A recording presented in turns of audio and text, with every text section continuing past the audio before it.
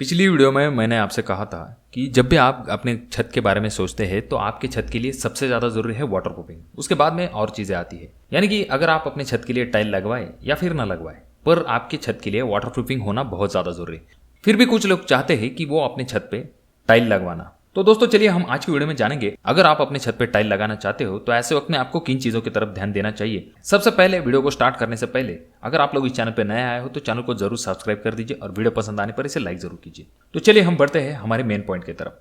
सबसे पहली स्टेप यहाँ पर अगर आपको छत पे टाइल बिठानी है तो ऐसे वक्त में वो स्टार्ट हो जाती है जिस दिन आपका स्लैब कास्ट होने वाला है। उस दिन जिस दिन आपका स्लैब कास्ट होने वाला है दोस्तों, तो उस दिन आपको इस चीज की तरफ ध्यान देना है कि जहां पर आपके रेन वाटर पाइप आएंगे उस तरफ आपके स्लैब का थोड़ा सा स्लोप होना चाहिए।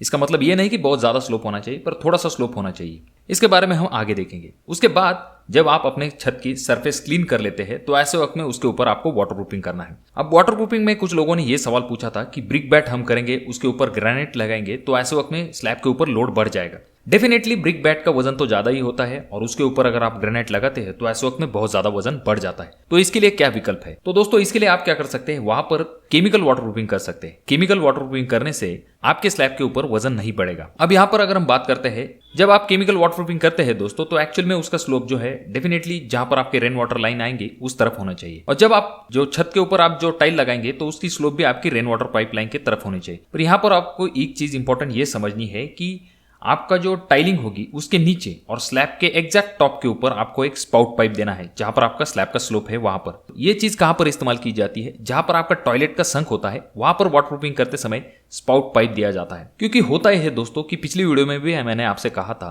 कि टाइल जॉइंट में से जो पानी नीचे की तरफ आ जाता है दोस्तों तो वो जल्दी सूख नहीं पाता। अगर बहुत ज्यादा प्रमाण में अगर पानी नीचे की तरफ आ जाता है तो ऐसे वक्त में जो स्लोप स्लैब कास्ट करते समय मैंने जिसके बारे में बात की थी, तो उस तरफ जो है आपका पानी अगर जाता है तो ऐसे वक्त में रेन वाटर पाइप तो आपका थोड़ा सा ऊपर रहेगा, तो इस वजह से पानी निकलने के लिए जो जगह चाहिए वहां वो जगह मिल जाती है उसे स्पाउट पाइप के तौर पर। और स्पाउट पाइप ऐसा होता है दोस्तों जिसमें से पानी बहुत ज्यादा प्रेशर से बाहर नहीं निकलता, वहां पर पानी जो है वो टिपकता रहता है, यानी कि बूंद बूंद निकलता रहता है। तो पानी निकलने के लिए एक प्रॉपर जगह मिल पाती है स्पाउट पाइप की वजह से। दूसरी चीज यहां पर ये आ जाती है दोस्तों, जब भी आप टाइल लगाते हैं तो टाइल लगाते समय चाहिए कि स्लोप आपका रेन वाटर की तरफ होना चाहिए। यह नहीं कि बीच में कहीं पर आपका पानी ठहर रहा है जिस वजह से पानी नीचे जाने के चांसेस बहुत ज्यादा बढ़ जाते हैं। अगला पॉइंट यहां पर यह आ जाता है दोस्तों, प्रोसीजर के एंड पॉइंट में अगर हम आते हैं, जो आपके टाइल जॉइंट्स होते हैं दोस्तों उसके तरफ आपको खास करके ध्यान देना है। जब आप टाइल जॉइंट्स देते हैं तो उस दोनों टाइल के बीच में आपको थोड़ा सा अंतर रखना है, कम से कम 5 mm तक रखेंगे तो ये ठीक बात हो जाती है। पर अगर आप बहुत ज्यादा चिपका के उन टाइल्स को लगाते हैं तो ऐसे वक्त में एक्सपांशन की वजह से टाइल्स में क्रैक आ सकते हैं, तो इस चीज की तरफ आपको ध्यान देना है। उसके बाद में जो आपके टाइल जॉइंट्स होते हैं दोस्तों उसको आप इपॉक्सी ग्राउट की मदद से आपको फिल कर देना है। यहाँ पर सबसे इंपॉर्टेंट पॉइंट मैंने आपको जो पिछली वीडियो में भी बताया था कि टाइल जॉइंट्स में से पानी नीचे की तरफ चला जाता है, तो इससे बचने के लिए आप वहां पर इपॉक्सी ग्राउट कर देते हैं। पर एक बार अगर आप इपॉक्सी ग्राउट कर देंगे और उसके बाद आपका काम खत्म हो जाएगा, अगर आप ये सोच रहे हैं तो आप गलत है दोस्तों। टेम्परेचर की वजह से यानी कि धूप पड़ने की वजह से टाइल जॉइंट जो है वो खुल जाते हैं, तो इन चीजों का आपको बार बार मेंटेनेंस करना पड़ेगा। आपको देखना पड़ेगा अगर आपके टाइल जॉइंट्स खुल जाते हैं तो वहां पर आपको वापस से इपॉक्सी ग्राउट लगाना पड़ेगा। इस चीज की तरफ अगर आप ध्यान देते हैं तो डेफिनेटली आपके टाइल में से पानी नीचे जाके लीकेज होने की समस्या जो है वो नहीं होगी। अब कुछ ऐसी चीजें देखेंगे जिनके बारे में सोचना आपको बहुत ज्यादा जरूरी है।